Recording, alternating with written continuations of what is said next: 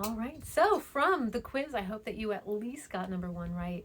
Can anyone grow from trauma? Yes. That's going to be what we're going to say. We're going to say yes. Some people would absolutely deny it and yell and go, how dare you? I will never get past this trauma. The question is, do you want to get past the trauma? I don't know. There might be kind of work that, maybe I don't understand. My traumas are a lot different. Do I want to get over emetophobia? I'm afraid of getting over throwing up and then chance throwing up and it happening all over again. So, yeah, my trauma is compounded. I am completely aware of that. Could I potentially get over this? Probably. I think I could. Do I want to work at it? No. Why? Because I'm afraid. And what do you know? That is a great transition into our next topic where we talk about fear and hate. So, let's go here. When I've asked you to think about your own traumas, what experiences have shaped you as a person? For me, again, emetophobia, it is my life. It is all encompassing. I think about it every day, all day. Anytime I eat, think, breathe, move, it's always there. I hate it. But anyway, that being the case, my next question to you is to consider when looking at your identity, what do you fear? Right? So we have traumas. Traumas create fears. And what might those be for you? It could be anything. A fear of dying is surprisingly not the top of the list. It's fear of public speaking, right? A fear of standing in front of people and talking. And weirdly enough, as a teacher, I still kind of get that. I understand that. So when we start thinking about fear, fear actually helps us understand both love and hate. I know that sounds weird, but love and hate is very much wrapped around fear. So the absence of fear is love.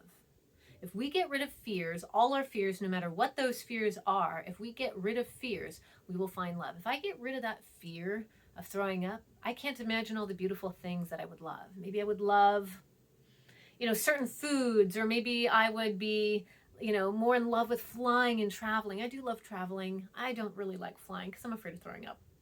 Anyway, right? So if I were to get rid of all those fears, then comes love. If I get rid of fears I have of other people, places, or things, I will find love for those people, places, and things. And, sit with that for yourself and kind of understand that, because if the absence of fear is love, then that means the presence of fear is hate, right? Hate is really just fear in disguise. And I'm going to break it down for you so that you can understand that hate is literally just fear in disguise. So, again, I hate throwing up, but actually it's just a fear of throwing up. So think about that. Think about anything in this world that you fear, that you hate, and we're going to try and find the fear, right? Like, I hate throwing up, but it's really, I'm afraid of throwing up, okay?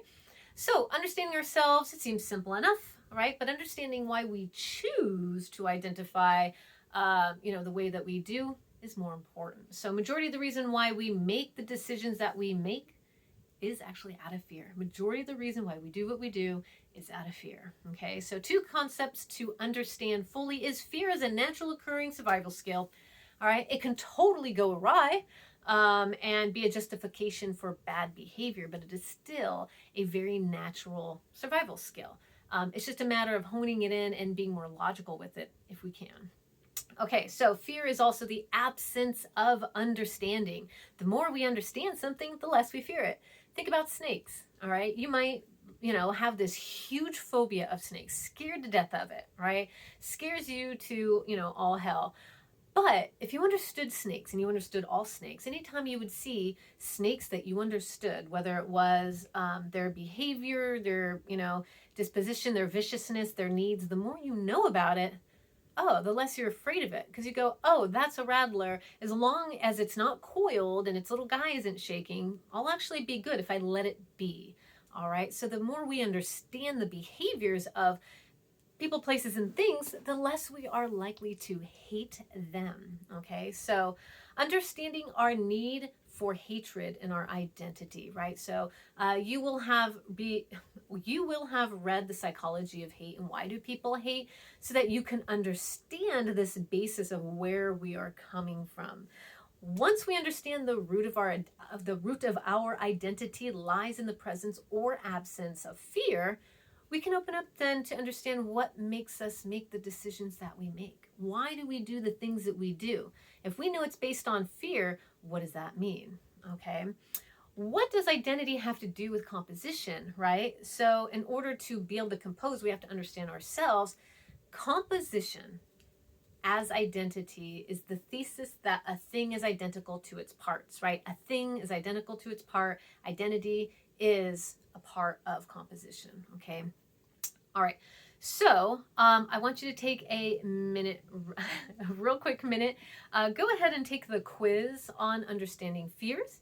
And once you're done with that, come back and we're going to have a quick little discussion on that as well.